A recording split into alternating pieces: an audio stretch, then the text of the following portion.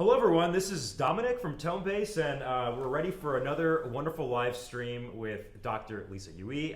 She's coming to us from the Yamaha Artist Studio in New York City, so I'll be bringing her in shortly, but just a few reminders before the stream starts that, as always, use that red ask button to ask your questions. I know that CK, you've already, you're studious, you got your questions in before the live stream, so we'll be getting to those. Lisa probably will be answering them during her lecture.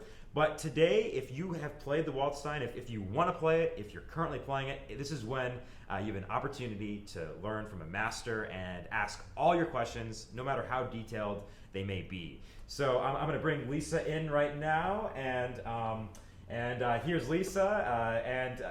Lisa, it's such a pleasure to have you once again for the Waldstein Sonata, and please, take it away. Thanks so much, Dominic. Hello, everyone. It's really great to be back. 2 weeks ago, I spoke about the Moonlight Sonata, and today we're going to jump forward a couple of years, 2-3 years, to the Waldstein, Opus 53. The Waldstein Sonata is certainly, I said the Moonlight Sonata is probably one of the most famous sonatas, not only by Beethoven, but of all classical music. And the Waldstein is coming pretty close to that. It is enormously popular, and justly so. It has a certain sound to it. When you think of the Waldstein, certainly we don't think of the melody. If we ask someone, could you sing the melody of the Waldstein? Da, da, da, da, da, da. It really doesn't become a melody. But what we have is this driving energy and a certain wallpaper of sound that is so particular to the sonata. And I'm really, I was telling Dominic before we went live that I'm so glad I learned the sonata when I was younger, because when you're younger, you don't really know what's difficult, what's not. And as I was going over the sonata to prepare for today, I was thinking, this is really hard. This is actually really hard. But as the poster indicated, I will be sharing some secrets, some secrets to the sonata. Certainly, after having performed this for a good number of years, I have a few tricks that might help you realize the music more easily.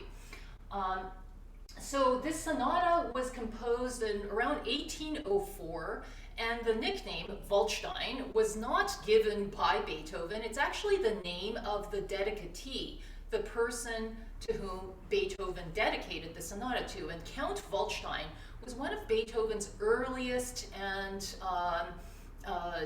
most supportive patrons during the early years of Beethoven's life in Vienna. Why is this sonata called Waldstein? Why do we call it that? I mean, we could almost take any of the sonatas and name it after the dedicatee, right?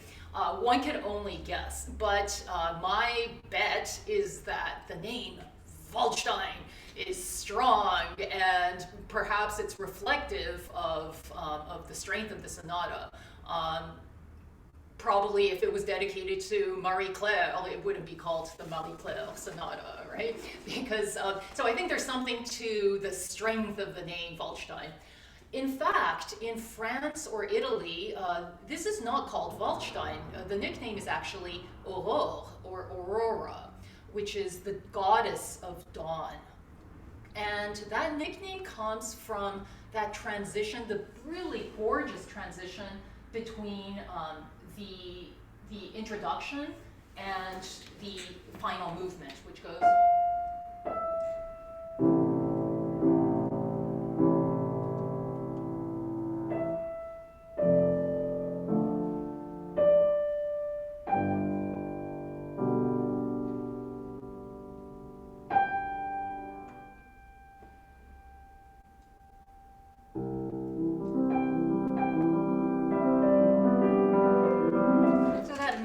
Magical moment of dusk, when the first ray of sun comes out, and especially in a few moments later when it just explodes into this blazing light. People saw in this someone very poetic and I think quite accurately nicknamed this Aurora, the goddess of sunlight. A funny side story is that an early biographer of Beethoven, somewhere around 1900, writes that this sonata was nicknamed Horror, l'horreur, because of the jarring, harmonies and the kind of the pulsating rhythms. But of course, that biographer misunderstood the nickname Aurore to horror. But there is certainly nothing horrifying, maybe the technical difficulty of the sonata, perhaps. So let's start right from the first movement. And what we have here is the marking Allegro con brio.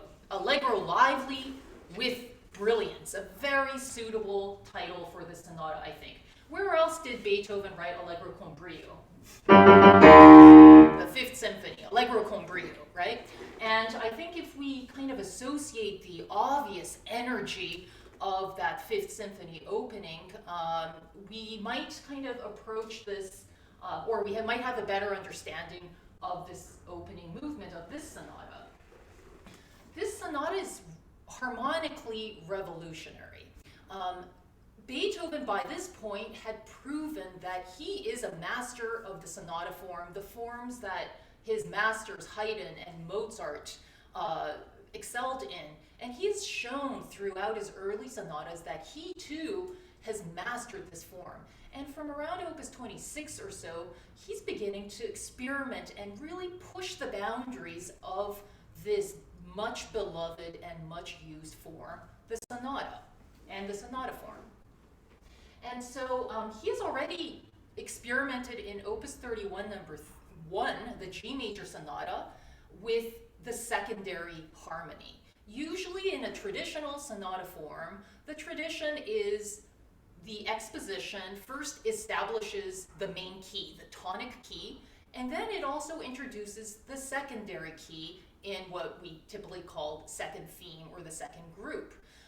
So in a C major sonata, typically the beginning emphasizes C major, and then the second group or the second theme emphasizes often G major, it's dominant. But Beethoven, already in the G major sonata, started to experiment with different keys other than the dominant. And so likewise, in the Waldstein, he begins a C major sonata, and in the second theme, which begins from measure 35,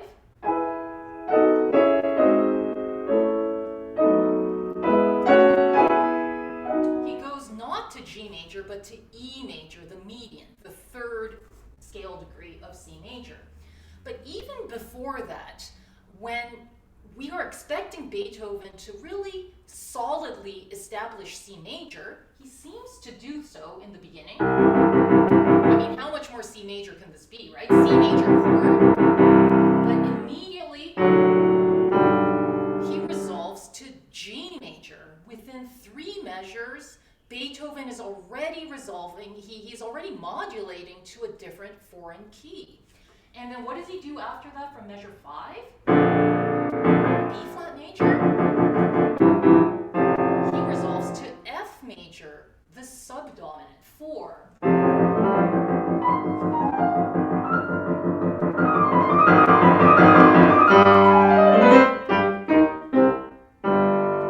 Our first real cadence is now C minor, the tonic minor.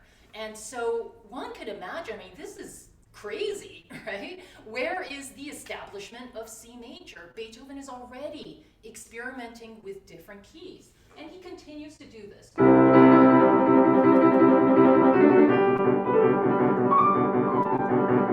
The same G major.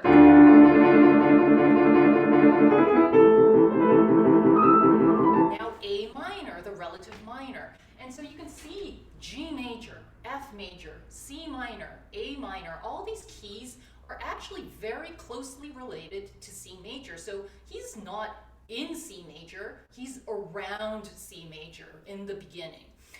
So this is kind of astounding for the 1804. This is something that is really exploring a new approach to sonata form.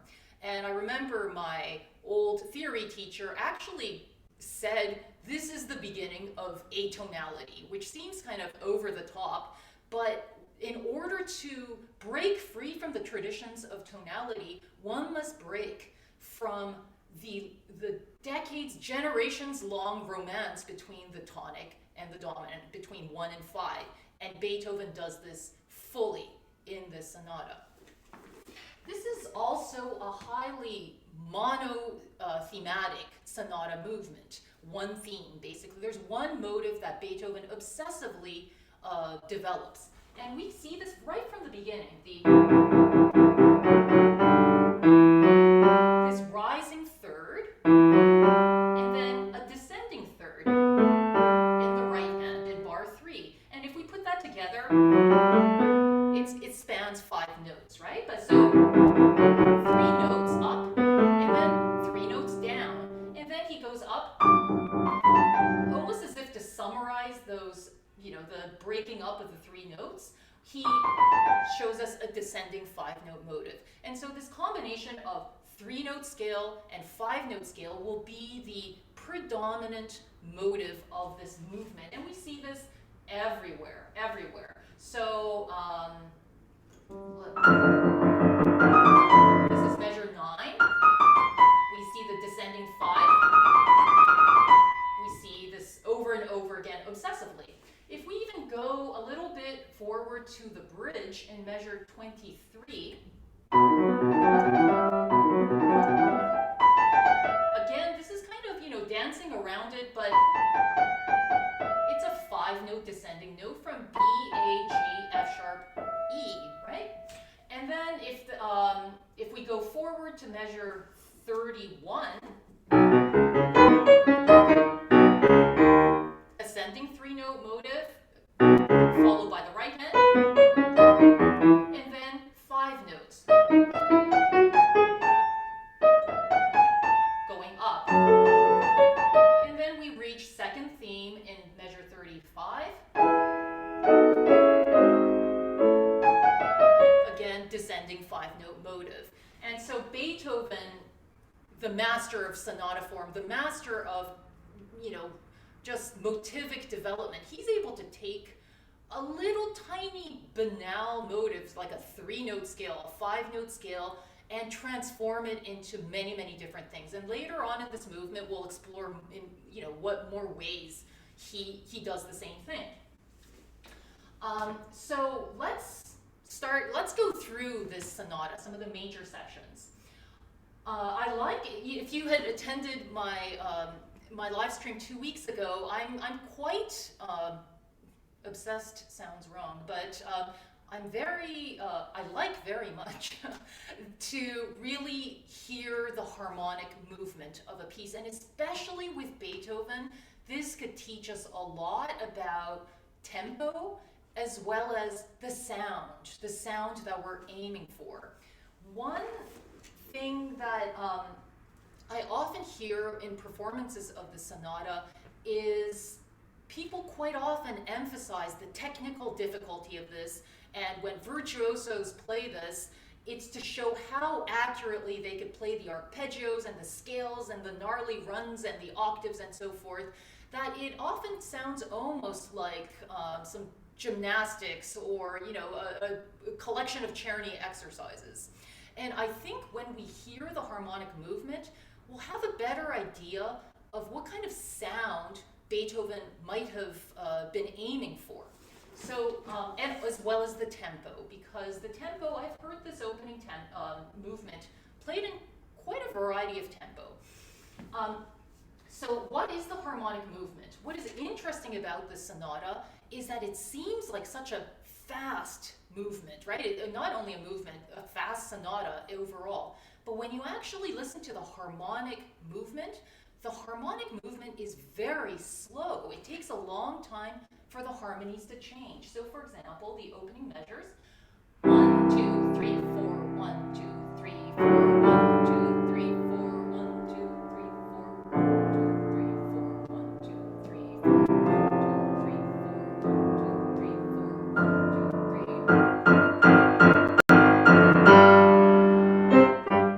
2, 3. Very simple, and it takes quite quite a number of measures for the harmonies to just play around 1 and 5 in general.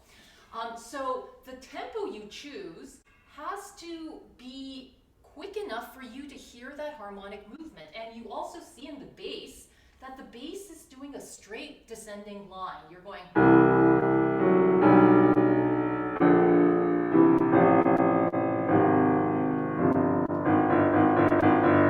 And so if we take it too slowly, we no longer hear that bass, the continuation of the bass.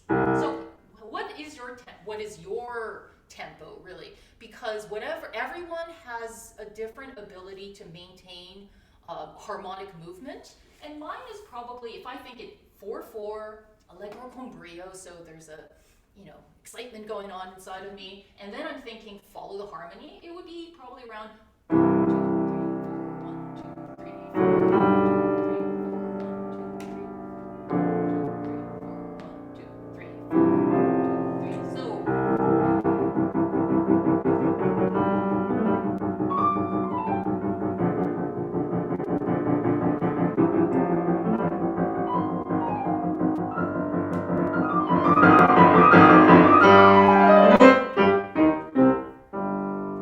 So that would be my tempo, right?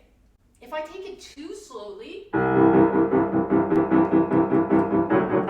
I'm starting to hear eighth notes rather than the harmonic progression, a very neat as in not cool, but a clean chord progression, a cadence to G major.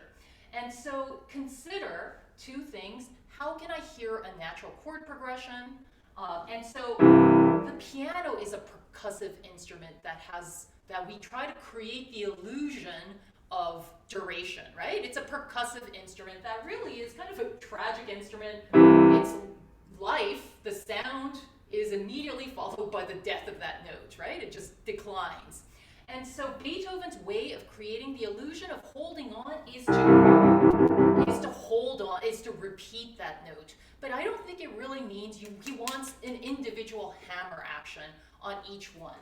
So consider being able to hear the chord progression as well as the descending pianissimo bass line, right? And then following that fermata, he follows another. He keeps, notice how many times he writes pianissimo. He must want it, right? Pianissimo. He has a variation on it. It's essentially the same, but he now makes it, broken 16th notes.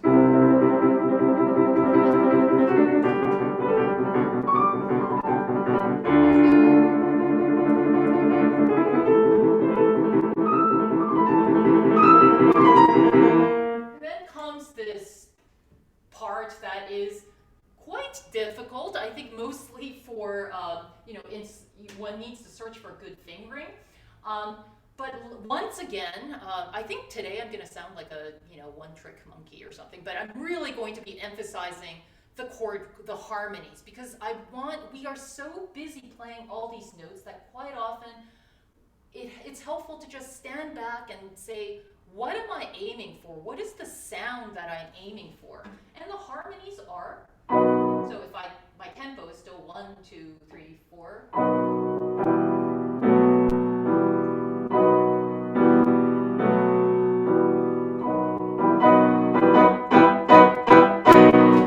Very, very simple, right? And if we go,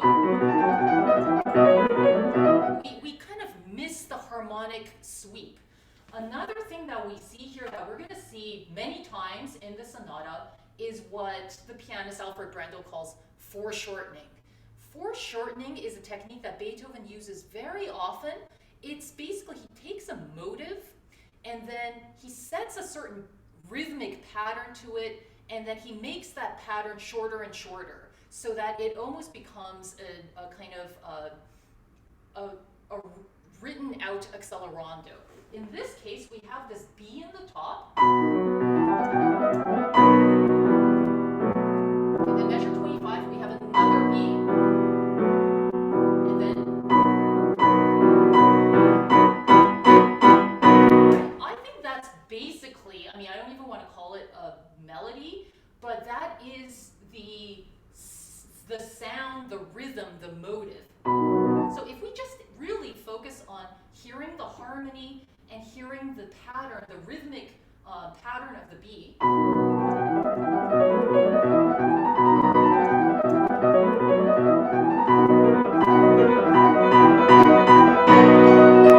I think that's much more exciting and much more sweeping than showing the whole world how precisely you can play these notes.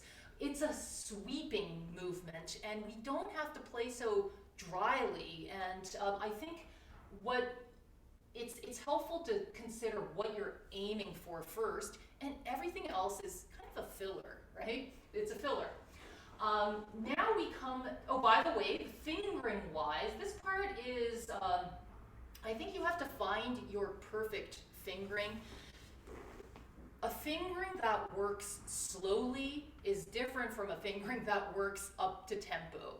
And so you might want to experiment with different tempi.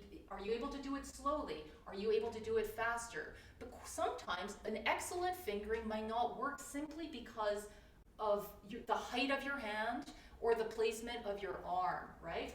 So what I use, I always try to consider in a fast passage the least the least necessity to scrunch up my fingers, because when I scrunch up my fingers, the fingers become very, very slow. And so I want to do as little hand, 3/1 and so forth, as much as possible. So what I use is 5, 4, this is probably what many people use, but 5, 4, 3, 2, 3, 2, 1, 2, 1, 3, 2, 1. Okay, so that's the first bar. And then 3, 2, 1, 2, 1, 2, 1, 3, 4. So 1, 2, 1, 3, 4. And then 3, 4, 3, 1, 3, 1, 3, 5. That might seem weird, but let me say that again. 5, 4, 3, 2, 3, 2, 1, 2, 1, 3, 2, 1. And then the next bar, I have that 3 on the D sharp, and I want to kind of keep it around there for as long as possible. So that's why I have 3, 2, 1, 2, 1, 2, 1, 3 on the D sharp again, 4, 3 on the D sharp again, 1, 3, 1, 3, 1, 3, 5. And the 1, 3, 1, 3, 1, 3, remember that it's not just fingers. Let your rotation, your forearm, I'm not really even using my fingers here. 1, 3, 1, 3, 1, 3. Another thing you might consider, when your wrists are too low, when you have so many thumb movements going on, you will have a hard time. Let me try, lowering your wrist like this and move your fingers, and you'll notice the thumb is very, very slow when the wrist is low like that. It's much faster to rotate when your forearm is a little higher. And so you have a lot of thumbs here. It's much easier to rotate when the forearm is a little higher. And remember, the more scrunch up you make your fingers, the slower it will be. So perhaps someone will have more questions on these, but I'm going to go on for now. So let's go to the bridge. This is measure 31.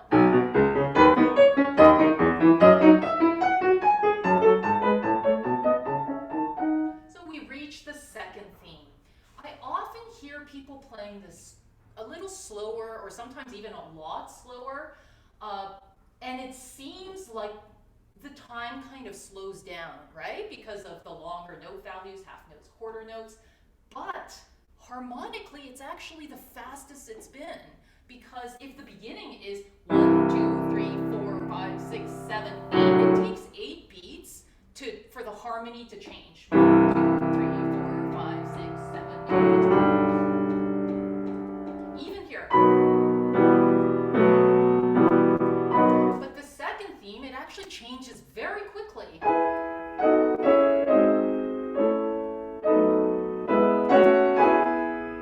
And I think if you play it in tempo or almost in tempo, you'll be able to create this long sweeping line much, much more easily. And I think slowing it down actually goes against the nature of what this is, which is a much faster harmonic change. So that's something to consider. And Beethoven doesn't write slower. that's not really why I discourage playing it slowly, but I think there's a continuation of momentum that occurs here that should not be slowed down. So moving on to measure 43, we have now a variation on this second theme, which becomes in the left hand now.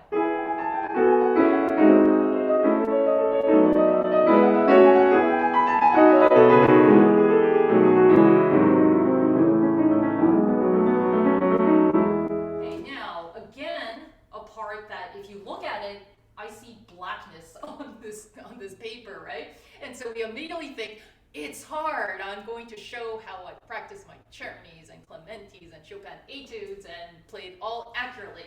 But once again, today's the day of let's play the harmonies day, right? So what's going on?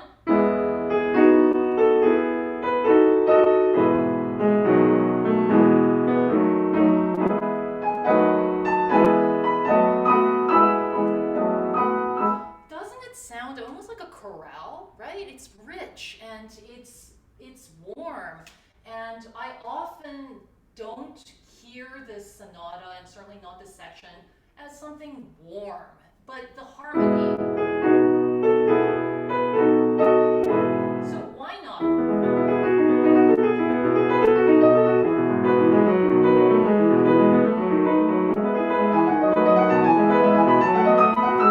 Right? I think it's much richer, and one could aim to listen to the harmonies much more than individual notes. Now, from 56, we have once again another example of foreshortening. And if you follow the top E, which really comes out very brightly,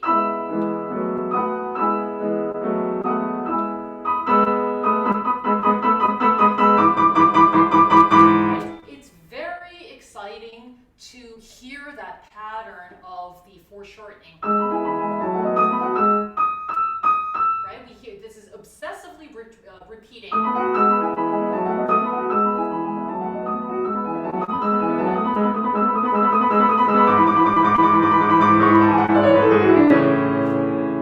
And again, difficult section. We have these very intricate runs in the right hand, but what are we aiming for? The harmonic movement is very slow.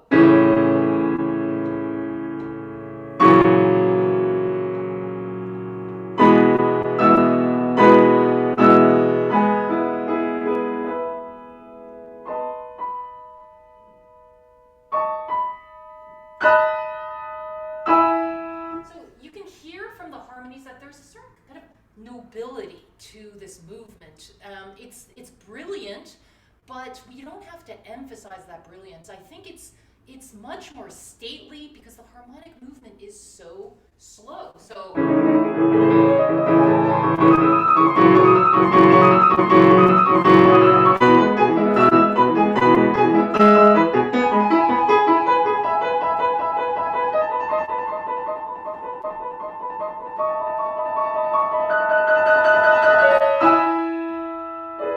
closing theme, which is again the 5-note motive.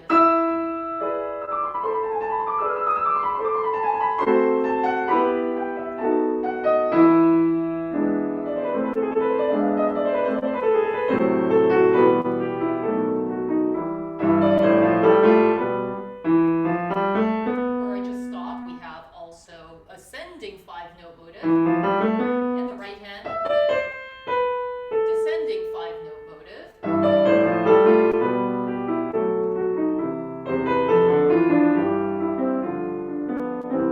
And of course, one should take the repeat because we want to hear those the incredible harmony changes once again to really establish the mercurial nature of this first movement. Now we have the development section, which is absolutely glorious, but once again, if we, it's almost like you can leave now, right? Just play the harmonies, and there it is. But if I just play the main notes of this development, it's incredibly simple. So let's do the first part from measure 90. So we have clearly, this is developing the opening measures of the sonata. And then if we take the next page, the main note is clearly the quarter notes. So I'm just going to play the quarter notes, right? Now from measure 95, I'm going to just keep everything in one register so that you can hear the harmonic lines a little more clearly.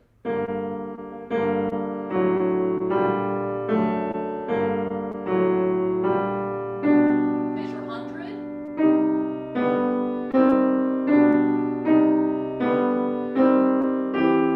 And then we get to the pianissimo, which is always all the things you are, but no, that's not Beethoven. Then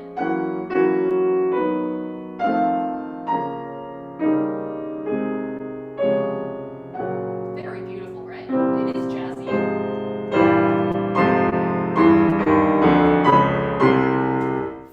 Very simple, and there's actually, you know, a melody that's kind of hidden into it. And if one is too busy, you know, being... I mean, I know you don't play it that way, but we do become very obsessed with the precision and the leaps of the registers that we neglect the very smooth melodic line that is underneath all of this.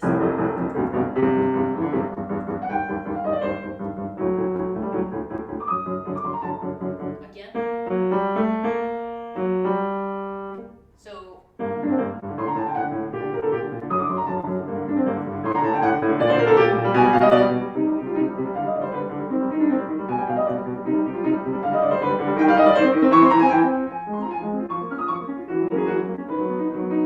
want to pause there because I don't really care too much about one or two notes that might be wrong, or, you know, that Beethoven wrote, or that the publishers made a mistake. But something to consider, measure 105, that first note in the bass, I believe the score that you're seeing on the screen is written F natural, right? But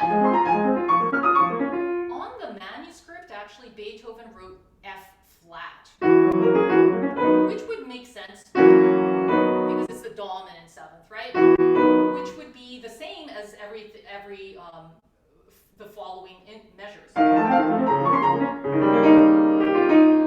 Dominant, right? Right. And so, why don't publishers put F flat? Because the first edition actually has F natural, and so the debate is Beethoven clearly wrote F flat, but perhaps he told the publishers to correct it to F, right? Which will make it sound a little more jarring.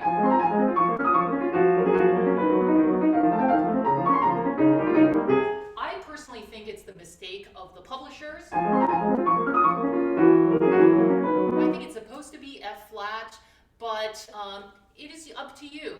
Perhaps Beethoven wanted it a little weird the first time, and he wanted to change it to F natural.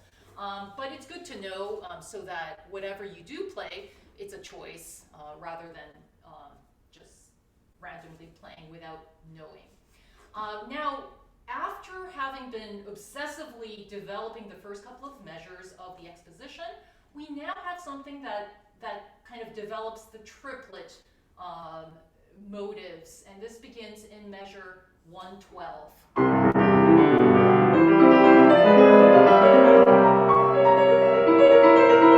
Okay. So again, arpeggios, difficult, but what is this really about, right? Let's go back to the harmonies. So left hand, I'm going to play a chord every time it changes, which would be every half measure, half bar.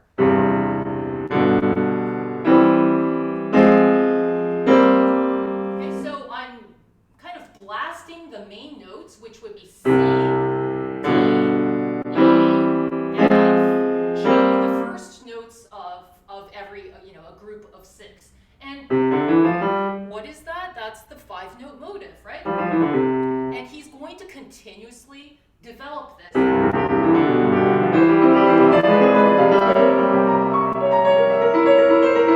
next is F, G, A, B, C. Measure 120 becomes B flat.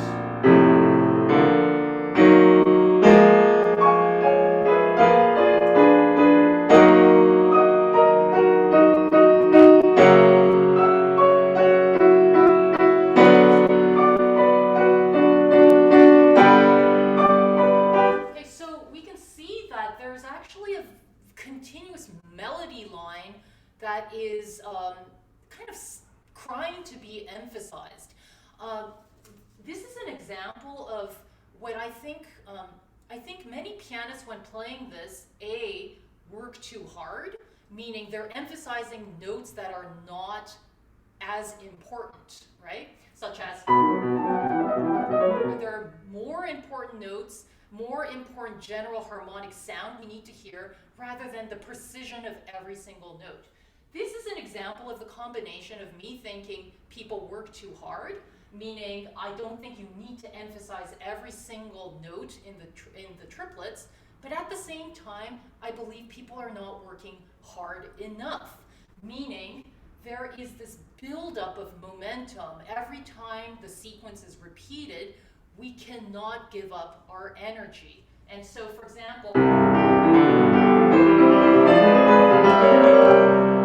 right hand has to continue the energy.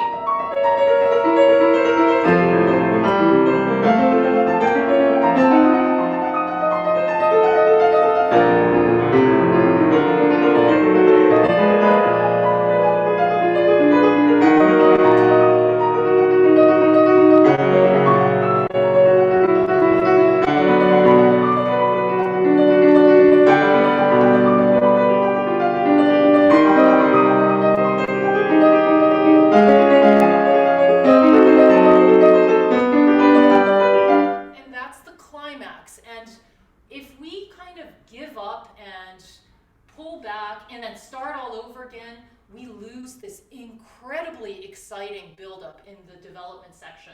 And so 136 is the climax, and here we can start to unravel, unwind.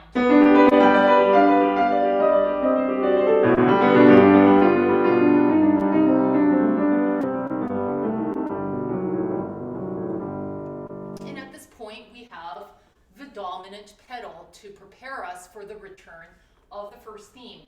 What does he do? Let's play the harmonies.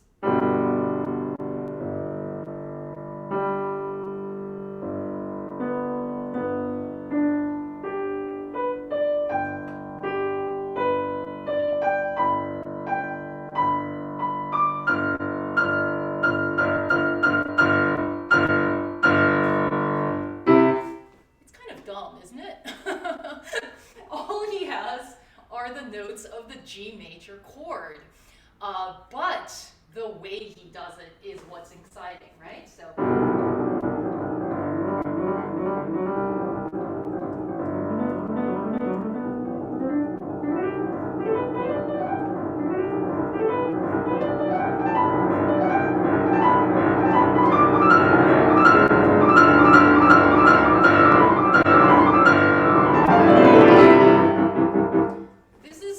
It shows how Beethoven could create so much out of nothing. Nothing being just the dominant G major chord, right? But he creates something incredibly exciting.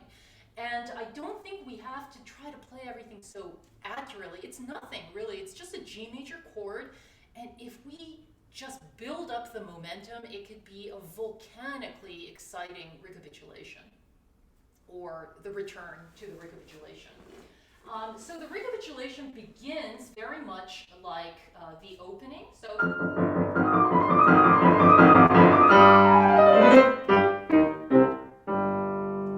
no, right? I like to hear in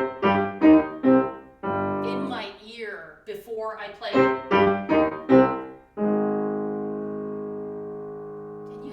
Be surprised. Where am I going to go?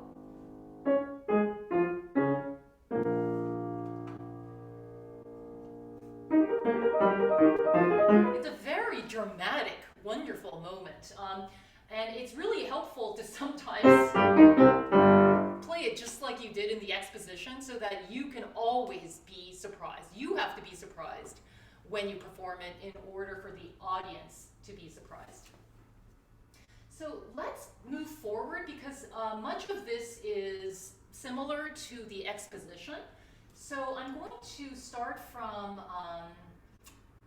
the coda, which is 149, which begins in D flat major, the Neapolitan, the flat 2. So.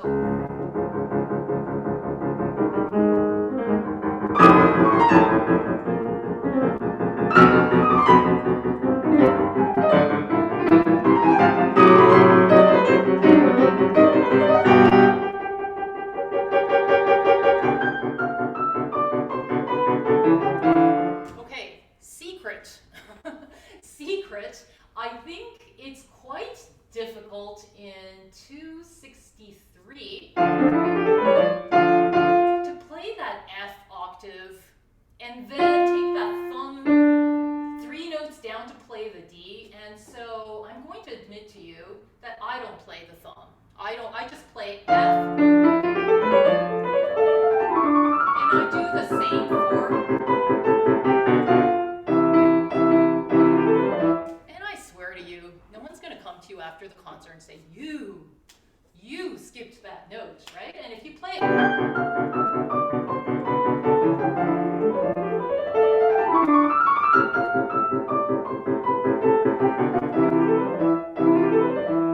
Because you're going to play that E anyway, immediately afterwards, and you get the idea. Why did Beethoven write that? Because he wants to show that the phrase, the octaves end there, and then a new thing begins here, right? So that's true, that's the harmonic idea, but that's not necessarily what we have to do. You might feel very kind of offended by that, but I've reached a stage in my life where, I want to rest a little once in a while. Especially if it sounds okay. Another secret. Okay, so we have 271. Come on, who could really do that up to tempo, right?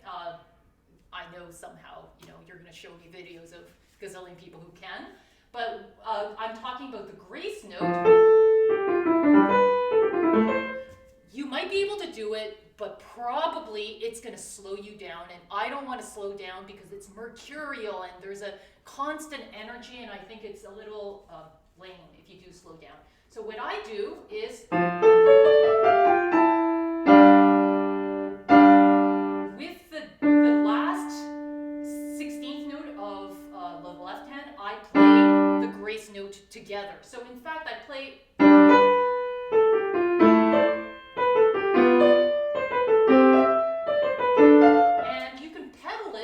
Right where you play that last 16th note slowly.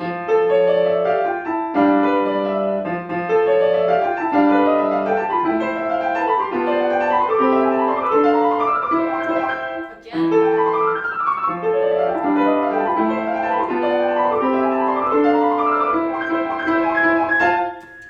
I challenge anyone who would be able to hear that I am, as they say, cheating. Right? Cheating. If you're not discovered, you can cheat, is my theory, right? So that is basically the first movement. I think it might be important to discuss right at the end. This is 1-2-80.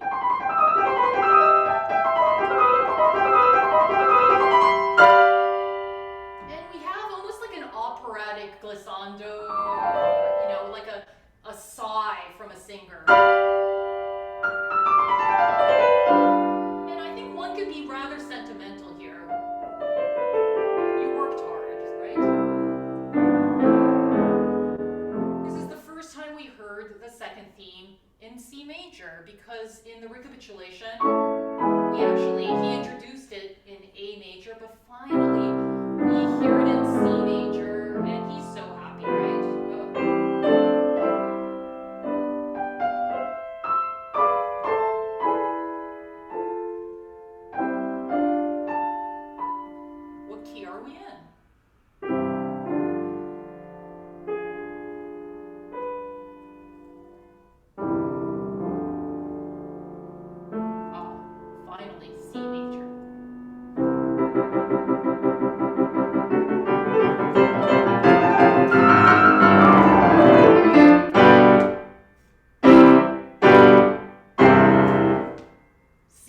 pleasure is the key, right? So it's a wonderful, wonderful, brilliant sound world that Beethoven creates. And I really think that one doesn't need to work so hard in many ways as long as you hear the harmonic structure of it. And there are some parts, such as the development section, where you have to keep your energy continuous. It's inexorable energy. And so there's a difference between finger work and energy work. And I think we could lessen the first and increase the latter. So that is the first movement of the Waldstein. And let's pause here to see if anyone has any questions.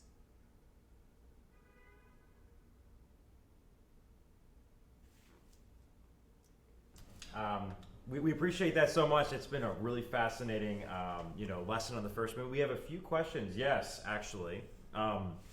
First of all, I'm going to pull up. Let me see here. The first question's from Dan about foreshortening, actually. So let's take a look at this. So Dan is asking, is foreshortening similar to stretto? Like kind of how Bach sometimes will write, voices in fugues and stretto, how the voices. So that's the question. Is it similar to that, or? Trying to think. Yes, stretto is more when the subject becomes shorter and shorter. So it is similar in many ways. I mean, obviously this is not fugal. We're not necessarily talking about fugal, but it does both. They both create a certain element of an accelerando without actually speeding up the tempo. And it does so by actually altering and kind of making the theme more compact each time.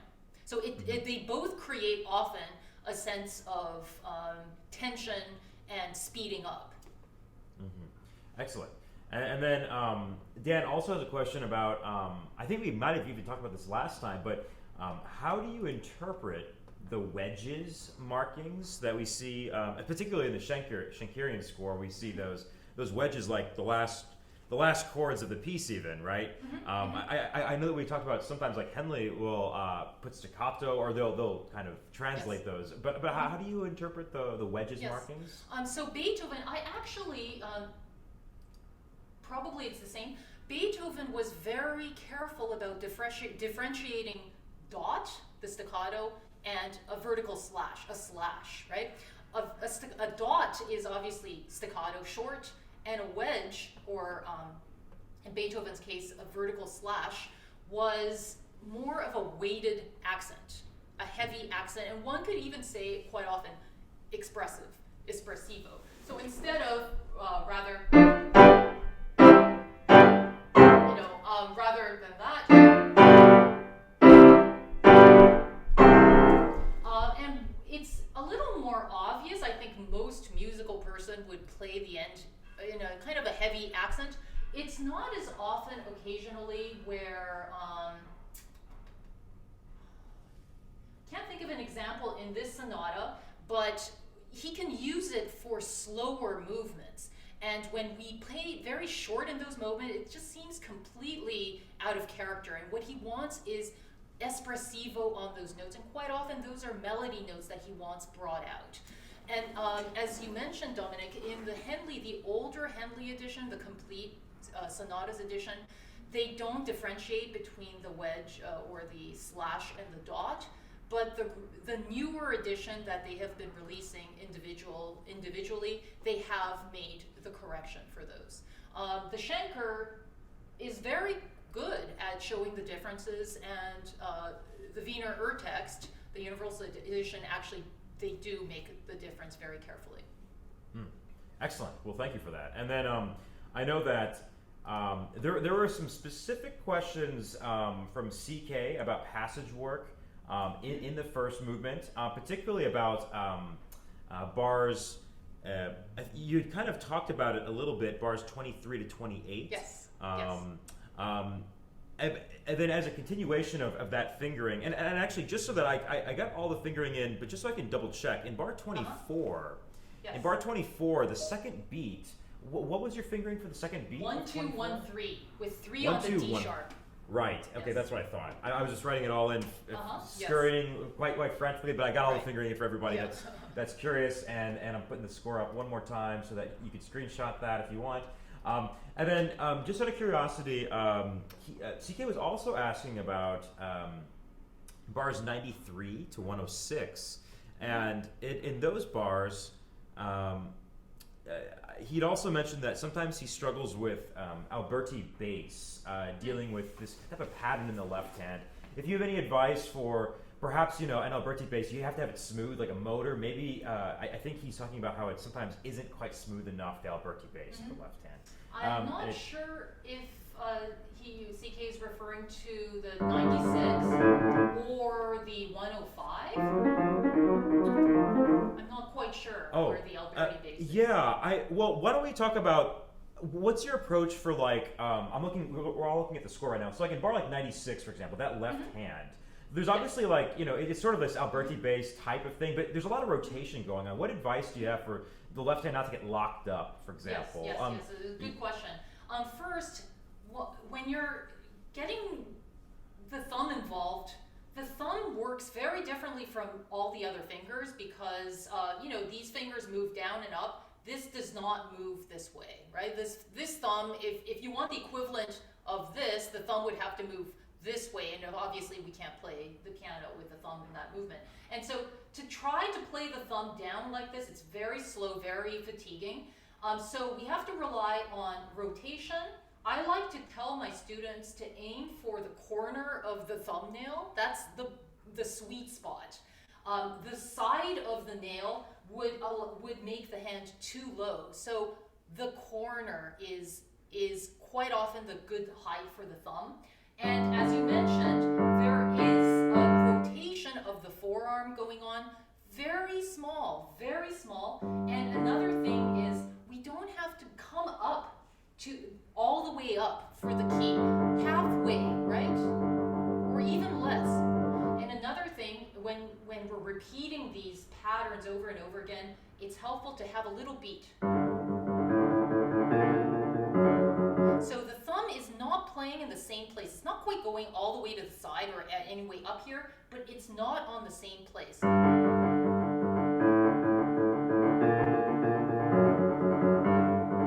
And so it does two things. First, it creates a pulse, and two, it keeps the hand from being locked by making it all the same. And we want to avoid finger movement because this, even if you do this without moving your forearm and you just move the fingers, this could get very tiring, right? And so you want to help with tiny, tiny forearm movement, not the wrist. The wrist cannot turn. I don't know why people say turn the wrist.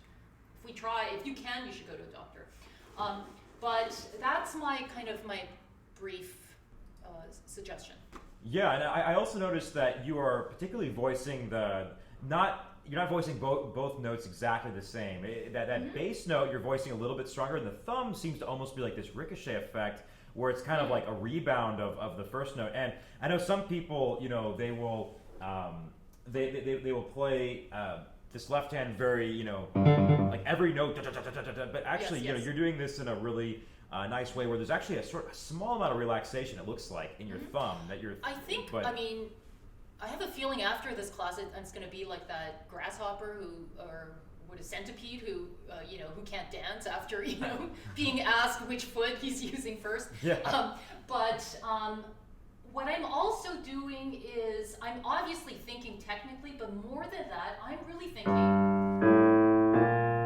I'm trying to hear that line as much as possible, and I have a feeling my hand is doing everything possible to make that bass smooth, as if it's just really the one line. So I'm aiming this is actually what Liszt did often with tremolando. He did these tremolandos not to create a brilliant effect, but often, for example, Le Jeu d'eau à la Villa d'Este, it's to create the sense of long, sustaining line. And I think this is very much what Beethoven does. He does these effects not to create brilliance, but to create an illusion of a long note. Thank you. I think There's a few other questions, but I think they're kind of general, so we'll be getting to those in a minute. And I know you just said the word list, and I know that Brother Will's like, please have her come back and do list, so we will at some point. But anyway, I'll turn it back over to you, Lisa. Okay, so let's go on to we like to say this is a 3-movement sonata, but the so-called second movement actually begins with an introduction and leads directly into the Allegretto moderato, right? So theoretically, it's really a 2-movement sonata where the second movement is has an introduction to begin with. Originally, though, Beethoven did have another second movement, and this went.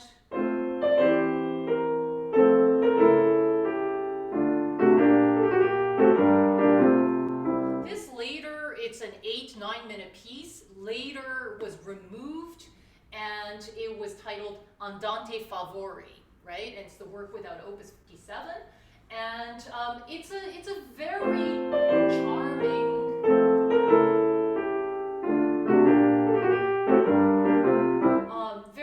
It's that kind of typical early Beethoven decorative slow movement, right? And he wisely decided that this is completely too different a world from these outer movements. We have this incredibly heavy, dense first movement and this magnificent, huge, large-scale final movement. And to kind of add this little frou-frou candy in the middle seems a little silly. And so he very wisely removed it. And what I find interesting, actually, is, so Waldstein is Opus 53, and if we look at the opening of Opus 54, it goes.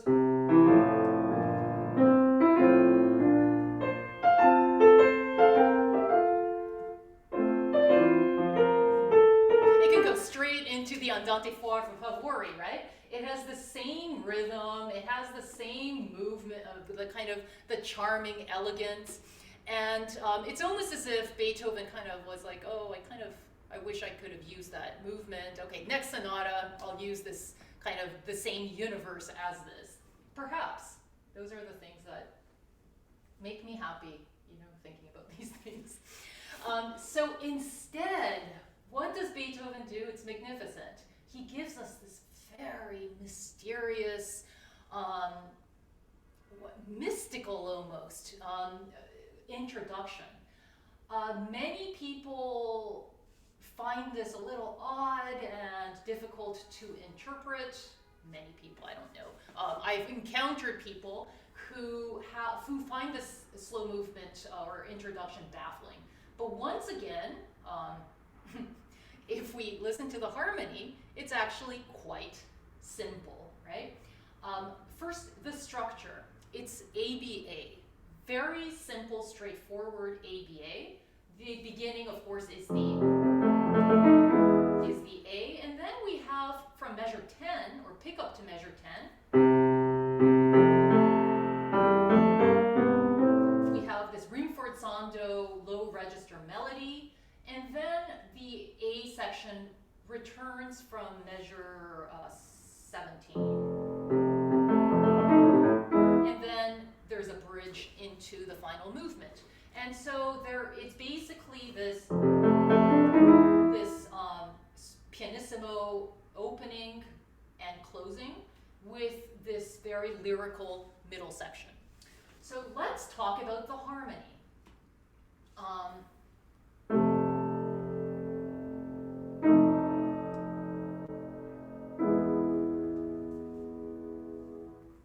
That's one phrase. Next one.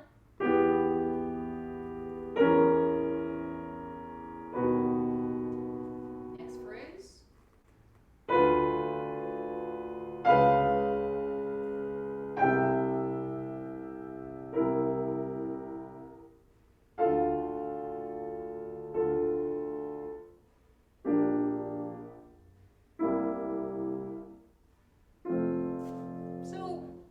Mysterious about that. Very straightforward harmony. I would recommend Adagio molto. Very slow. Consider how slowly you can play those harmonies. I really try to calm my heartbeat down, right? As slowly as possible. And so I think 1, 2, 3, 4, 5, 6. 1, 2, 3, 4. So that would be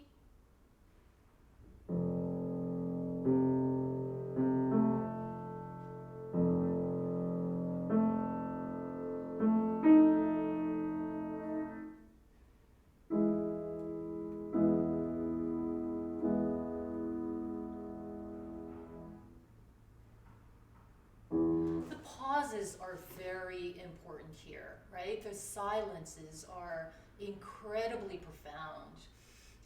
So if this is an ABA, I consider the A section to be almost like an orchestral introduction, and the middle section is the voice. It reminds me a little bit of the Arioso final movement of Opus 110. We have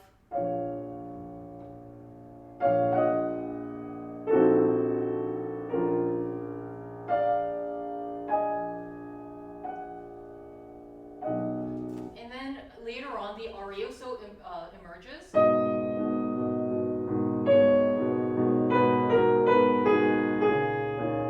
So Beethoven certainly uses opera and vocal music as inspiration. And I really believe that this introduction is kind of a much more smaller scale version of this orchestral introduction and a vocal soloist in the middle section.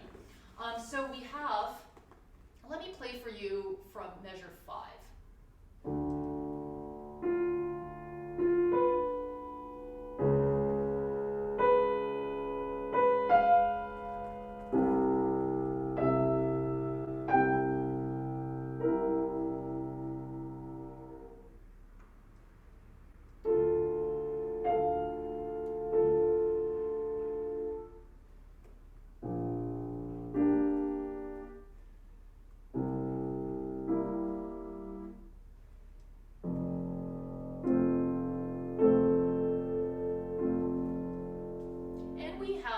For the first time, a real melody.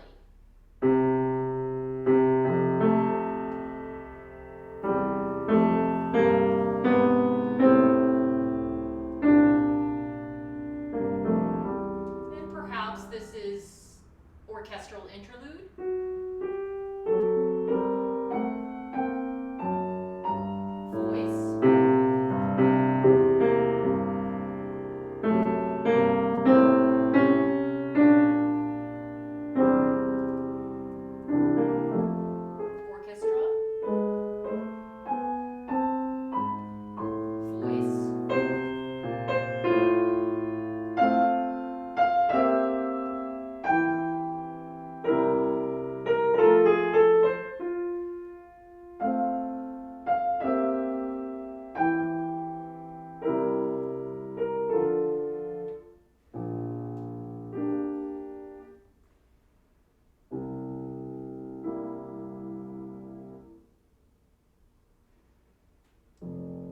And then we're back to the orchestra.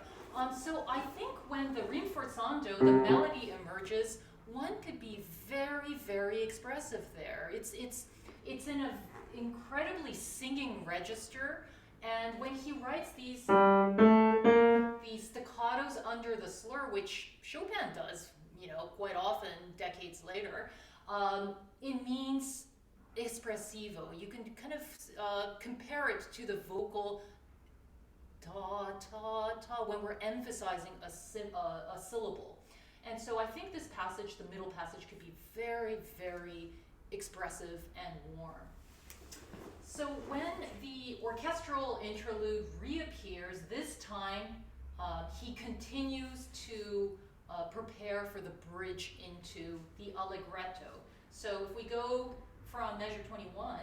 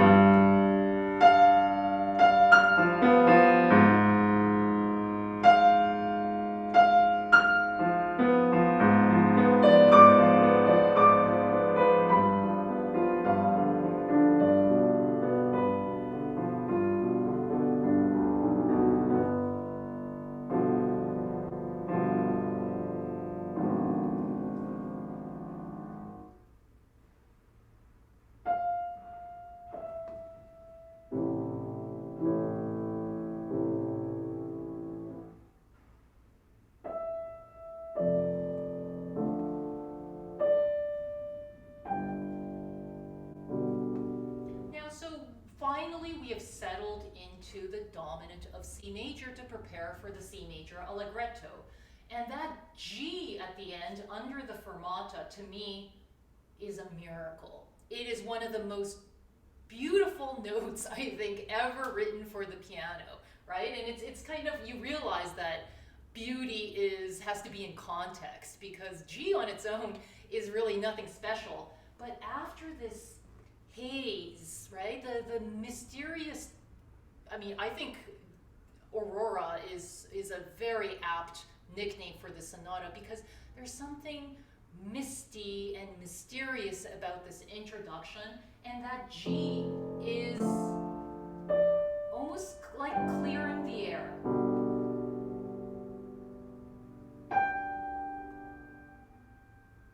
And this is the bridge that ties the introduction to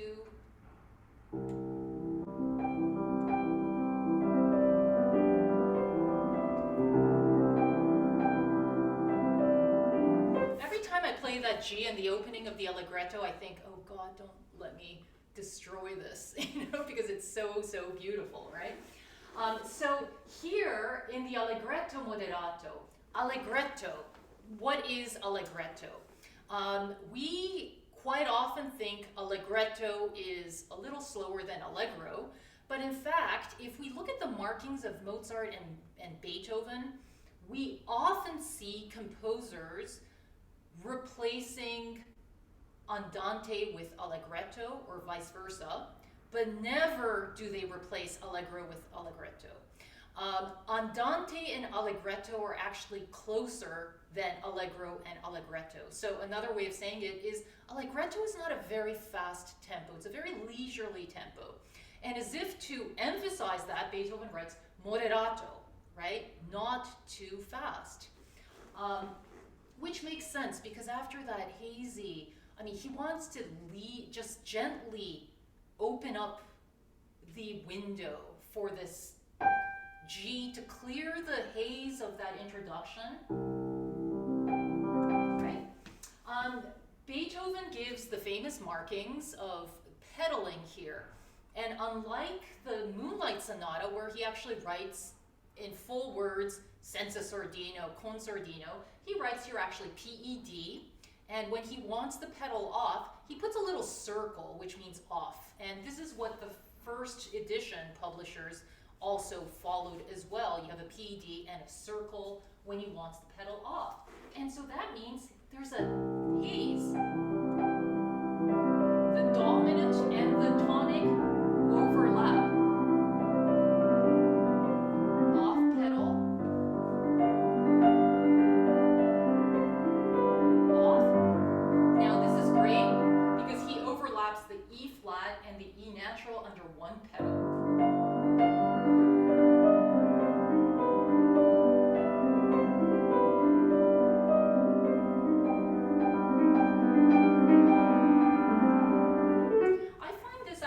Not too problematic. With the Moonlight Sonata first movement, I actually do have to flutter pedal and so forth. Here, I don't find that I need to, as long as my right hand is soft enough and my left hand, the melody, is actually clear and transparent. And it actually creates this wonderful haze, I think, right? But as soon as the right hand becomes, the 16th notes become too thick, really mushy. So consider the texture very light but clear, and then of the right hand, and the melody is crystalline clear. And he writes after that, from measure 23, pedal off.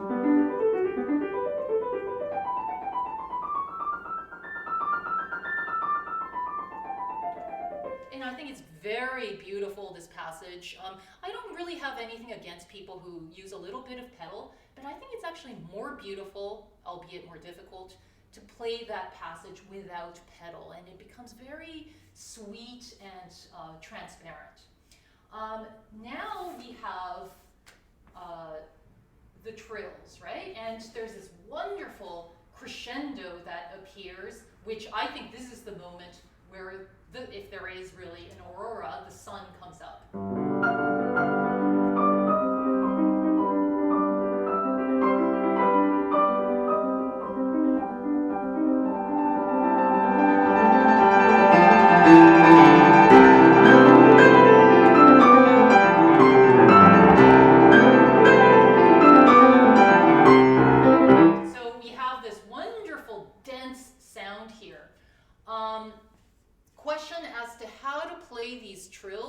the melody. I think different people have different methods. What I do is I begin the trill from the upper note, and then the melody, which is always on a strong beat, I play just the melody and then go straight to the thumb. And so basically when the melody plays, I don't play the A in the trill. So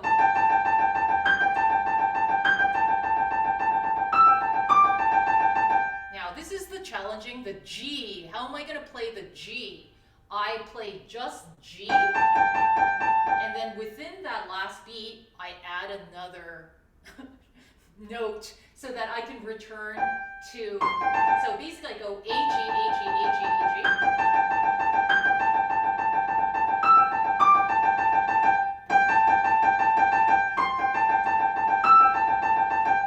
Does that seem like you have too much to think about? No, you know what, when you're really up to tempo, you manage to stuff in that extra note in that second beat where the G is playing the melody, and it's not so bad. I'm still playing under tempo, right?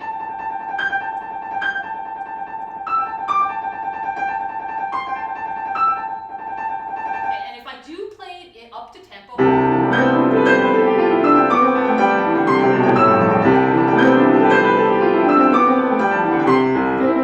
I think that's pretty, if I practice a little more, it's pretty convincing, right? Certainly you don't want to make it sound, make it sound like that. And so the trill doesn't have to be icy clear. Do not be such a, good citizen, right? The trills are supposed to create sound. That's all. It's a sound effect. This sonata is filled with interesting sound effect. It's almost as if Beethoven is playing to see how many different kind of sound effects can I create on the piano, right? It's not just clarity, it's about really sound effect, right?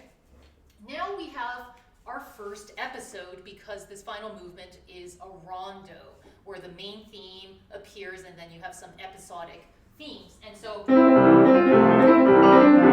another example of clarity is not necessarily musical in this case. So let's listen to the harmonies.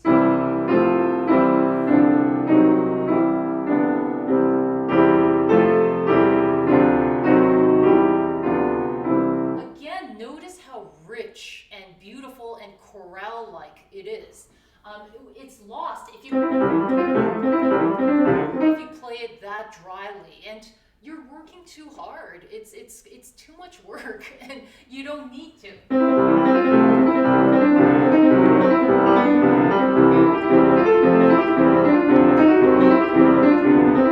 So what I'm doing is I'm kind of holding some of the notes, and I'm certainly using more pedal so that I can actually hear the harmonic movement rather than individual notes, right? And then we have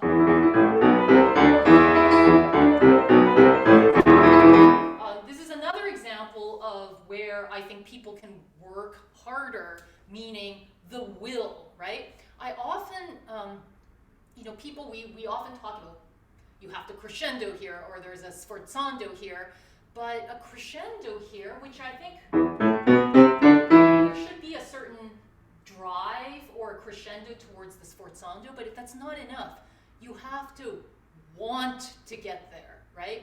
The will. And I think that sometimes it's not just doing it is not enough. You have to want it, right? And so I think this part.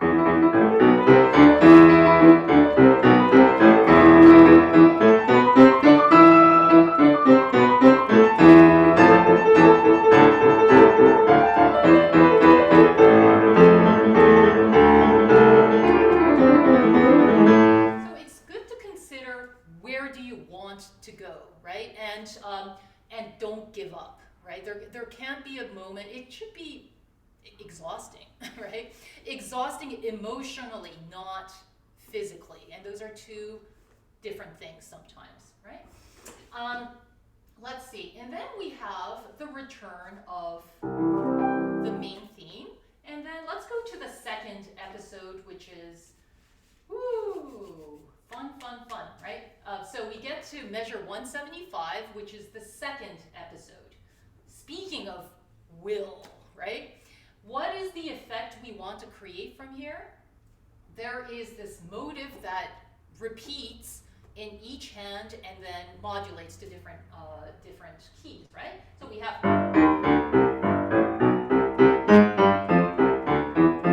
two motives, or actually one motive that repeats and modulates, and then the third one, which is very common with Beethoven, is longer. Right?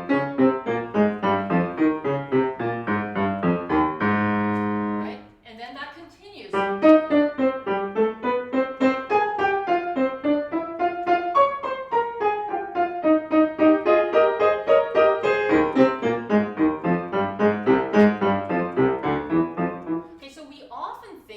Talk about the 16th notes and the difficulty of the 16th notes, which is absolutely true, but that should all be in the service of the continuous drive of the motive.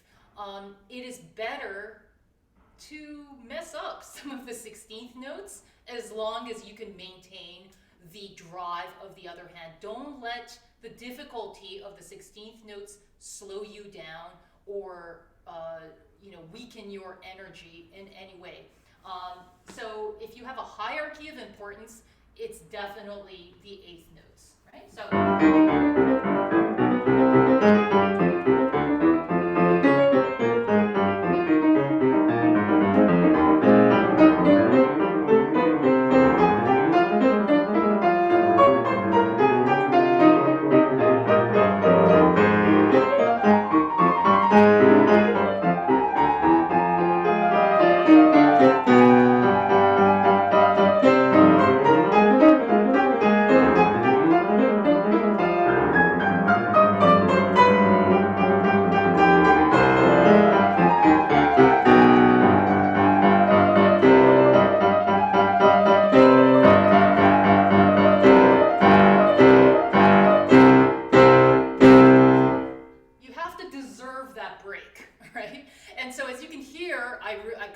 Was definitely not a clean 16th notes, but it is more important to continue the momentum of the 8th notes, because then that panting makes sense, right? But no.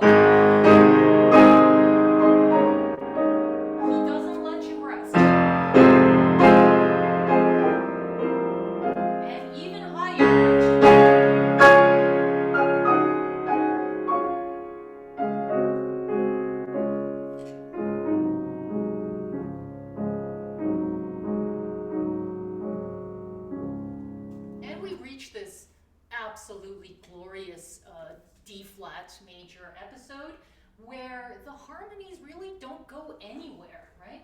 It's almost limbo. It's floating on top of a non-surface. This is 248. It's 249. 239. Sorry, 2, 3, 4.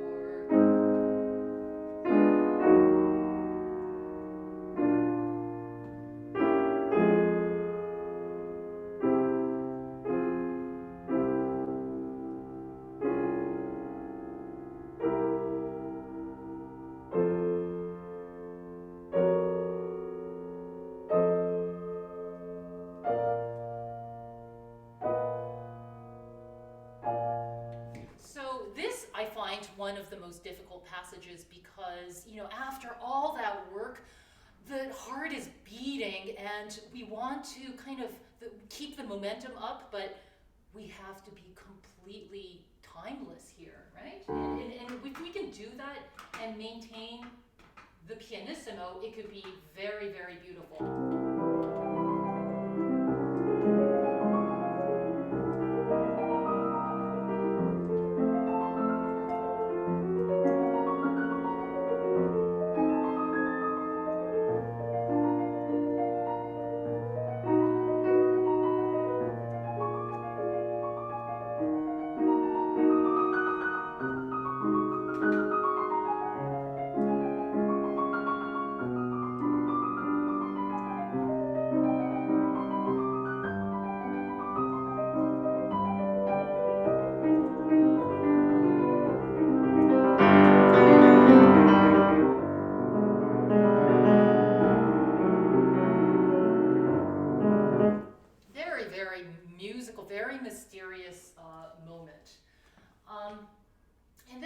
finally, we get the return of the episode, the main theme again in 313, and then the chorale melody returns, except now it is thicker.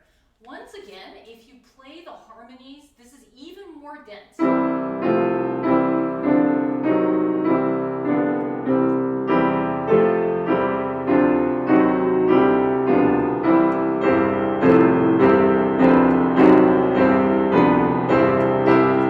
And this sounds to me, especially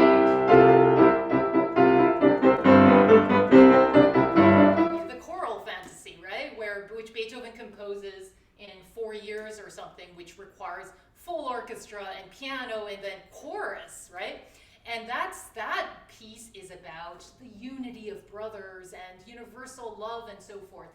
And I believe there's something like this as well. And we lose the richness and the luminosity of the section if we make it into an exercise, right? And so it could be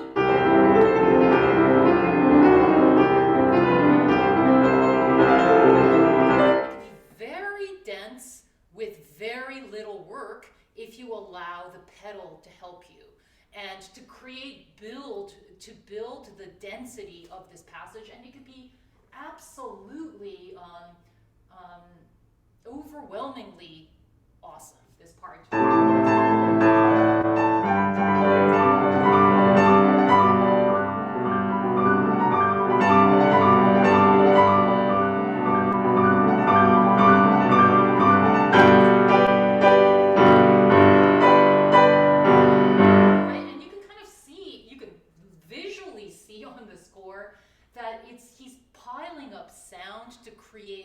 Density. And so we should allow the piano and the pedal to create that the wonderful density of this passage. Following this, we have the coda, the prestissimo. What is the tempo of this? You know, the tempo, let's say we go 1, 2, 1, 2, 1, 2, 1, 2, 1, 2, 1, 2, and then if we double the time, the prestissimo is in cut time, so what I played was actually double the tempo, right? It's already super fast, right? And so what I'm actually doing is, I think, keep the same pulse. So if the Allegretto was basically 2/4, you have 2 pulses per measure, and if I have 2 pulses in the prestissimo, that would be half notes as a beat. That's already double the time. And so I don't think you need to go that much faster than that, right?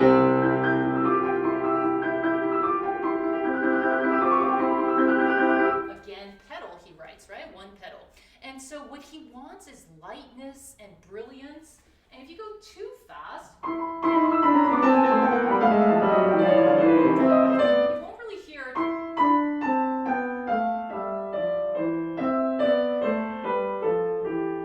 And then 419.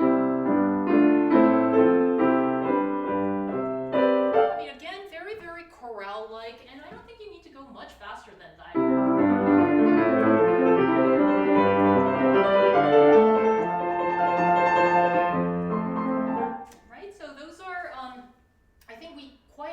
We're so overwhelmed by the technical difficulty that we try to make it even more difficult in some ways.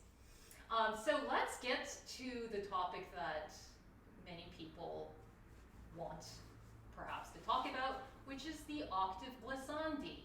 We have near the end of the coda from 465, what Beethoven wrote octaves with 5-1, 5-1, 5-1, 5-1, which clearly he did not expect people to have these wrist octaves. He wants glissandi, right? It is true that on Beethoven's forte piano, the glissandi on the octaves are much, much easier. It's much easier, but on the modern piano, it's not that difficult either. Again, I think it's helpful not to focus on how to make an excellent, clear, octave glissandi, but rather aim for the sound where consider the sound you're aiming for, which is. And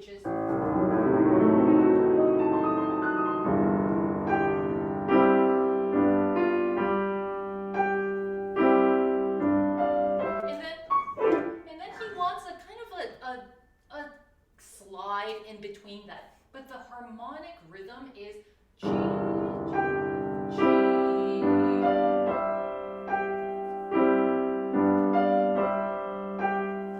And then if we just fill that up,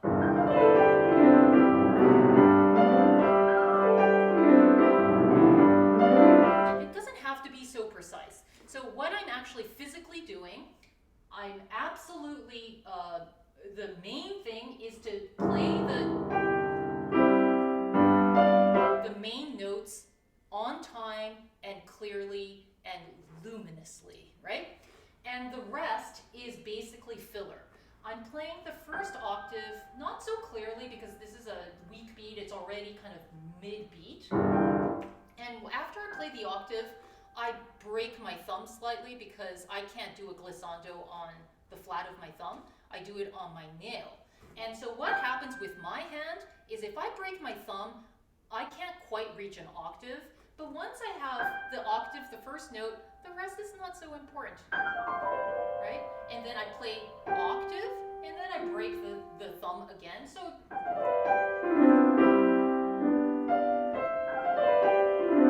there's a lot of faking going on. Mostly thumb. I'm kind of touching the pinky. If it's a lighter piano, it might be easier. And the same thing with the left hand.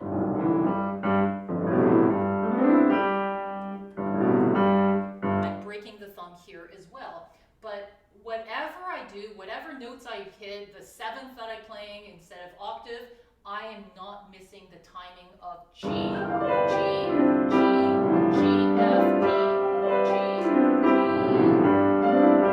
So I wouldn't take it too seriously, you know. Sometimes I think we magnify the difficulties a little too much and actually forget what is it the effect. This is just one little part out of an enormously beautiful large-scale sonata. One other secret that I do, the trills, I do it the same way where I'm playing the melody note and then going straight to the thumb. But then there is a double trill from measure 513, right? And right near the end. I'm going to start from 511. What I do here is, this is major cheating. From measure 13, I play with 1-5 and 2-4 a trill. So on C and E, I play 1-5, and then on B and D, I play 2-4. And it's actually not even a very fast trill. I go, right? While the left hand zooms up to, I play this with the left hand because what is it I want? I want to hear. That's the most important thing, right? Always go in hierarchy of what is it you want to hear? How can I best support that sound? So it would go, I'm literally going eighth notes. It's not that fast because I can't play faster than that, but when I actually use pedal and I play it up to tempo, it sounds pretty good.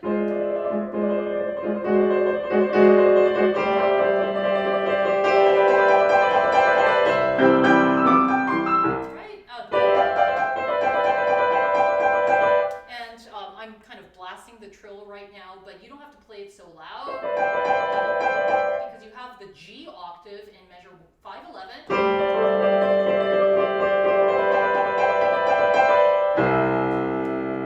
I find that much easier and much less likely to kind of slow down the momentum of this passage.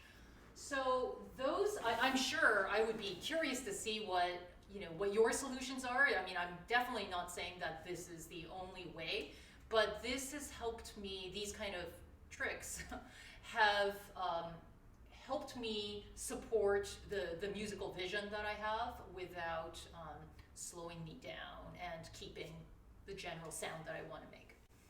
So, my goodness, I spoke a lot, but if anyone has any questions, I would love to try to answer them. Certainly. Well, thank you so much, Lisa, for your commitment to this piece and to all the time that you've given us. I know that I am really appreciating hearing all these secrets and all these tips. And I think one of the biggest things that you've been talking about that I just want to repeat, which is so great, is understanding when a composer like Beethoven is going for effect and when he's wanting something else. And these glissandi, it's almost like if someone practices them the wrong way, they're just wasting their time when it's just effect, like you were talking about. It's that. Absolutely, that's a great way of putting it. Yes. Yeah. So I mean, thank you so much for clarifying that, because that's also something that we've talked about on tonebase in the past. And some composers like Liszt might have more effects sometimes than Beethoven, but Beethoven does, in his own way have effects. So thank you so much for that. And let's get into some questions. Yeah. So let's start off with CK. He had one other question. Well, I guess you kind of finished the trill question about keeping the trills continuous and with the melody, but specifically, in addition to that fingering and that fingering that you're using, how do you think about voicing? I mean, in terms of like you obviously are having the trill quite underneath, creating an effect underneath that melody. Are you like using the weight of your hand to really ping out those notes, because you're doing such a great job of balancing the voicing specifically of the trill? It's a great question.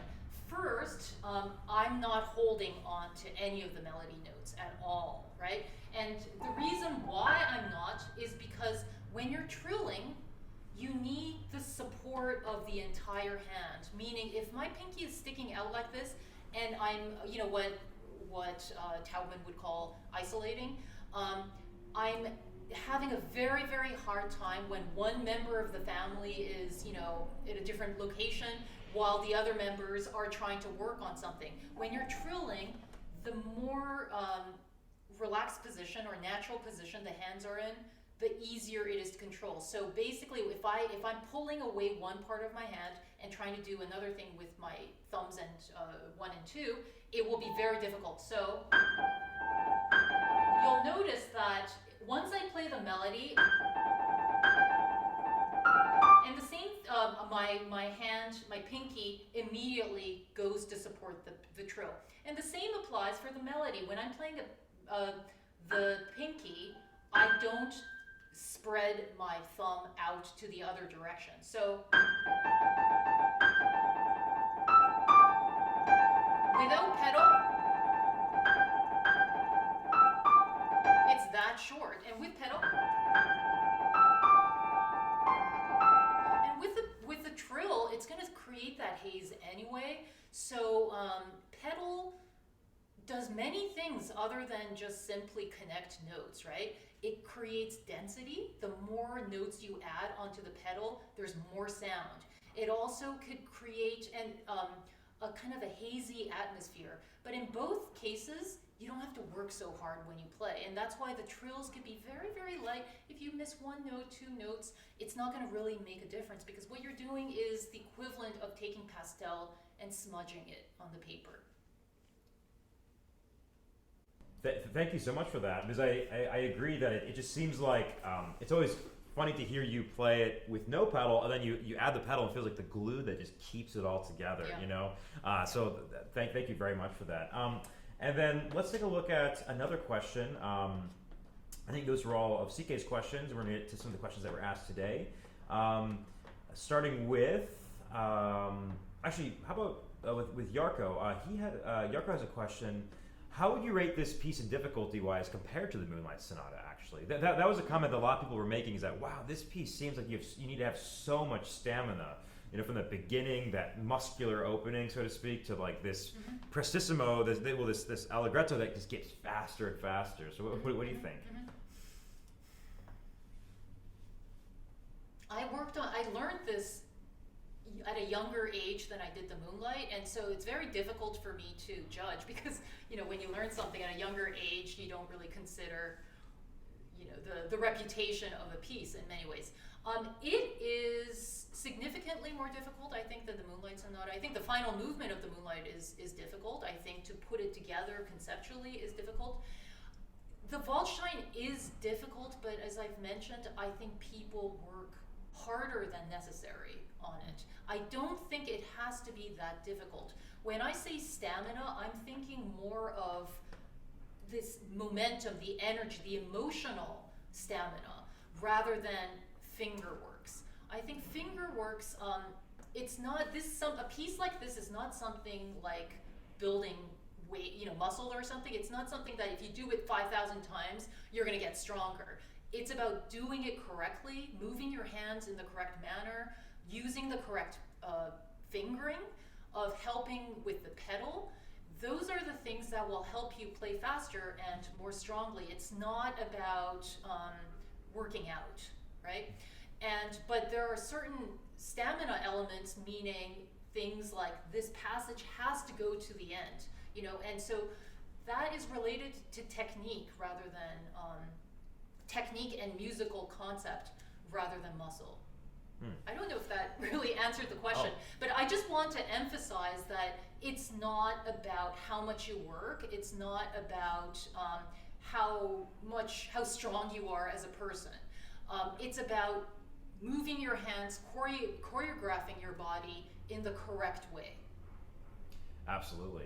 I mean, again, it just seems like, even when you're just demonstrating for us, you just understand what the purpose of this musical passage is. When you're talking about how not to get too notey in certain passages, yeah, I mean, you might be working a little less hard and not articulating as much, perhaps, but that's the point, is that you're trying to create these, these rushes of sound, like in the last movement, for example, like you're mentioning, and it could be easier potentially, but it sounds so much better, and it's like the meaning of the music, and that's what professionals like yourself are able to do, just go right into like what the true meaning is, and not kind of practice the wrong thing or almost learn it wrong. You have to remember, I've played this for many years, and that's another thing. I mean, we want to be, you watch these videos of play the Moonlight Sonata in 30 minutes, those kind of videos are very popular now, and I've played this for many, many years, and I'm still learning so much about it. And then I think, what was I thinking, before? And so we have to enjoy the process, and we have to accept that we're going to keep learning and hopefully keep getting better. And so let's appreciate the fact that we have this wonderful piece of music that keeps giving. And I hope and I expect that 20, 30 years from now, I'll still say, oh my goodness, I didn't know this piece at all. Wow, that's quite profound to hear that, because I think it's very open and very humble versus someone that says, oh, I know this piece backwards and forwards because I played it for 50 years. Well, but I think yourself Dominic, that it's not like that, right? Well, yes, I do, and unfortunately, it's not that way sometimes. But yes, I mean, and actually, just to also point out, you had mentioned Alfred Brendel before, and it reminded me of this one anecdote where he was talking about tempo in Beethoven, and he just made this little, comment that's kind of funny, that, back in Beethoven's time, the fastest thing that he knew of was probably horses or something, and today, we got Lamborghinis and jets, and so prestissimo for Beethoven, think about a horse galloping versus, for us, it's light speed almost, we're at space travel. So, because I loved your tempo of the prestissimo that you were demonstrating, because it just makes sense, it fits. You actually feel it in two. A lot of people play it in one, and it just loses so much. So everyone pay attention to what Lisa's doing, because it's really awesome. So Brendel and all these other people, they have great ways of sometimes succinctly putting it just to think about. Yeah, and I noticed that a few of the individuals in tonebase, I think it was Roy, was saying that he'd been in a master class of Brendel's. I think Brendel was demonstrating this piece, he said, and whenever Brendel was demonstrating, those big chords, it's like his whole body was going into it, and the two pianos couldn't have been more different, but Brendel, we all know he's a genius, so I'm preaching to the choir here. But to get into a little bit more questions, so let's see here. We're in the third movement actually right now. We were talking about, so I think I remember Dan asked this question in the middle of a passage. Let me quick find it and then I'll tell you. It's about pianissimos. Let me see if I can find where that is. Yes. So we're looking at around bars, 250, this whole area. Dan is asking, why do you think Beethoven writes PP, pianissimo, so many times, third movement? And I think he's kind of referring to the fact that, I'll pull up the score in a second, guys. In bar, sempre pianissimo he writes, right? Over. Yeah, exactly. And then he writes it again, like 3 lines later. Then he writes it Right. again. And I'm gonna pull up the Right. score. But I'm just curious. By the way, everyone, in the Schenker edition, the bar line, the measure numbers are actually referring to the bar previous. So 250 refers to this bar, and then. So that's a little bit different than other editions, but yeah. So Lisa, any thoughts on 251 through Sure. why does Sempre Beethoven write pianissimo? pianissimo? No, absolutely. All the time. Yes.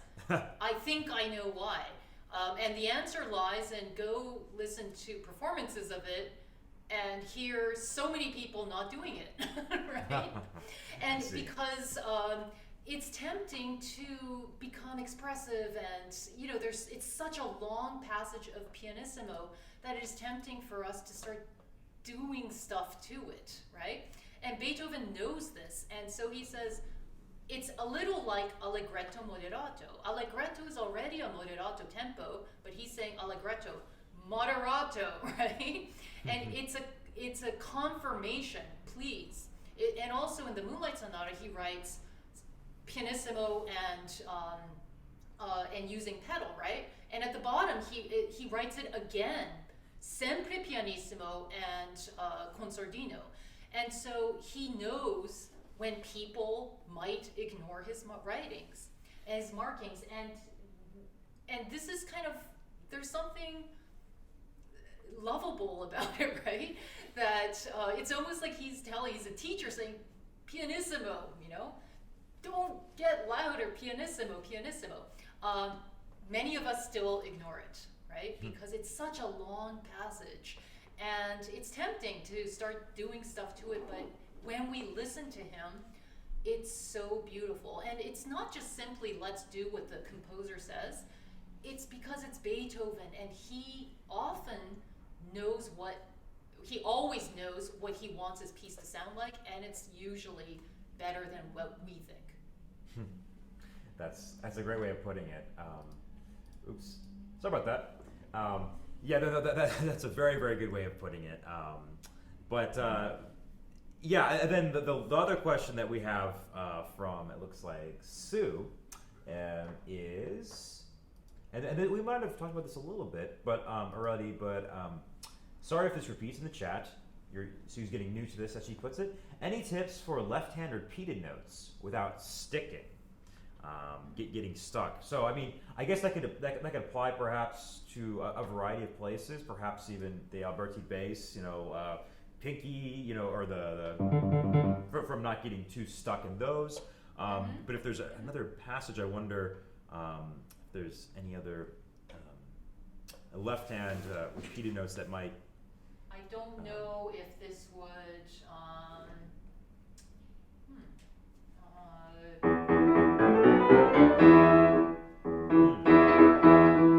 there? I wonder if that's something, or is there possibly something that. faster? Yeah. Well, each passage, so is there like a specific measure that you might consider, because they could be very different depending on the tempo and the passage.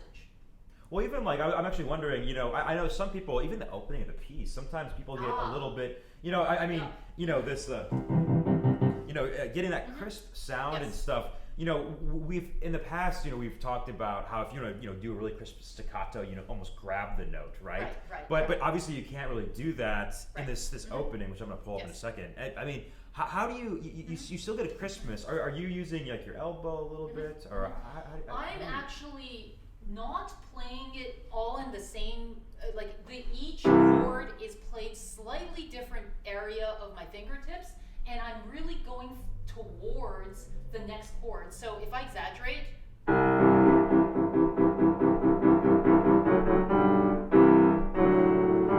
right, I'm actually shaping it according to the chord progression, and I'm going towards the black key of the F sharp, and then coming back down. But that progression is a little slower. And I'm absolutely not thinking staccato.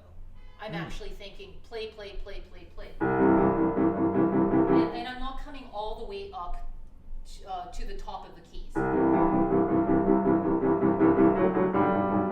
mean, he doesn't write staccato, does he? Right? So, and again, what I believe he's trying to aim for is this,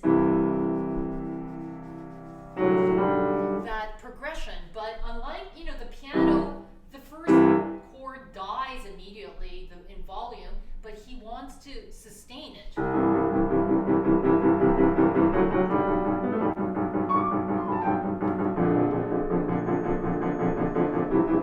I'm hearing it as a sustaining note rather than, a bunch of staccatos. Right. Well, yeah, that makes a lot of sense to hear that, because he doesn't write staccato, does he? And it's great that that motion of the hand kind of moving inward and outward of the piano. That's probably one way of preventing that sticking. Because when we're in one place, that's when maybe our hands can get locked, Exactly. or such. And then this happens all the time, because I mean, as you mentioned, all of this, that's just a variation upon da da da, and it's the same sort of hand position. And you even mentioned that you were kind of having sort of this pulsating there. So hopefully that can help you a little bit, Sue, in this passage work. So, and then the other question that came up was about this second movement, or this introduction, this Adagio molto, and I guess like with this piece, it's wonderful how you are differentiating the vocal lines, the orchestral lines, and one thing that I noticed that perhaps you can clarify a little bit is that it seems like when you introduce the vocal lines, you actually introduce a different sense of like even timing and like rubato, and it seems like when we talk about orchestral playing, you're actually playing in almost a different style, slightly, from the vocal style to an orchestral style. Mm-hmm. Can you clarify a little bit more so, like that? Because I think you're doing it so beautifully. Just you know what I'm talking about a little bit? Yes, absolutely. Yeah, I mean, yeah. you're clarifying something that some things that I do instinctively as well, and it's interesting to hear it clarified and worded in that way. Certainly, when it's what I call the vocal line, it's more rubato, it's more singing, right? And it's a way where a singer would breathe. And so I definitely don't play that passage in time, in tempo. I go according to how I would sing it.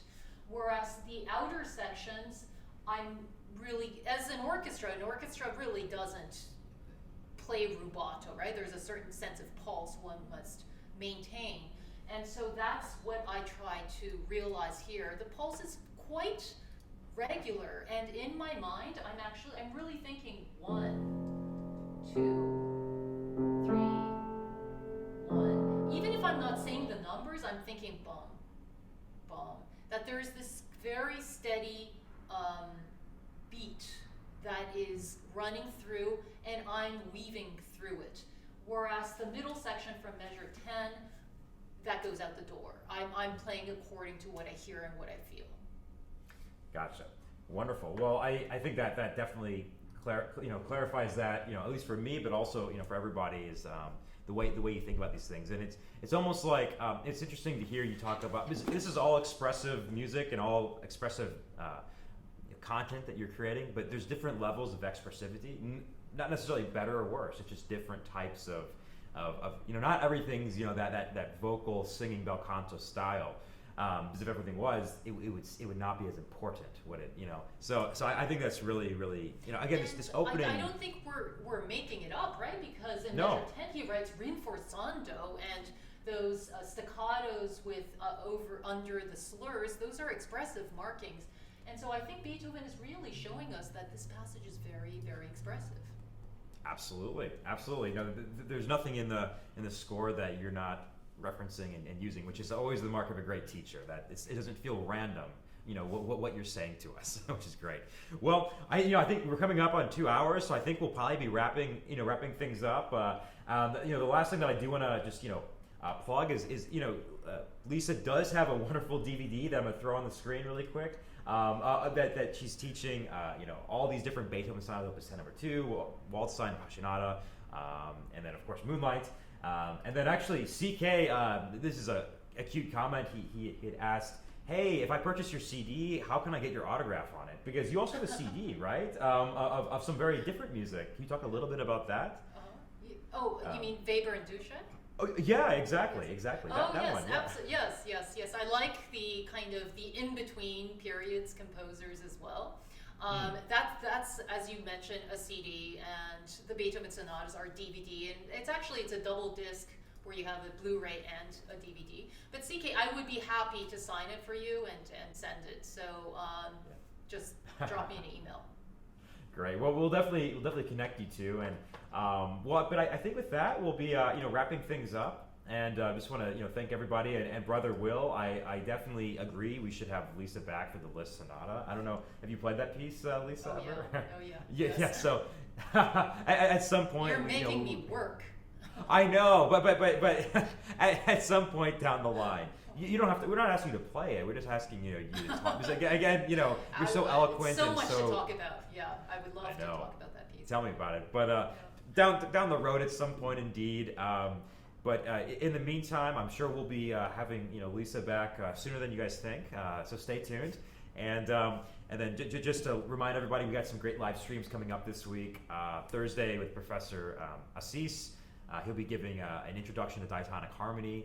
And then Claire Huangxi will be giving a live stream on Friday talking about transcriptions. She's playing some Beethoven symphony transcriptions and then some Bach toccata transcriptions. So fun things coming up for everybody to watch. Keep practicing your Schubert. I know that's the challenge this month is Schubert.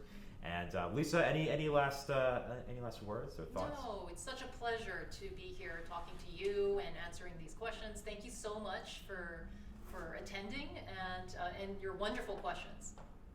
Well, yep, I agree, everyone. As always, insightful, generous, and can't wait to see you guys later this week. So, till then, have a great rest of your afternoon, evening, or wherever you are. Bye-bye.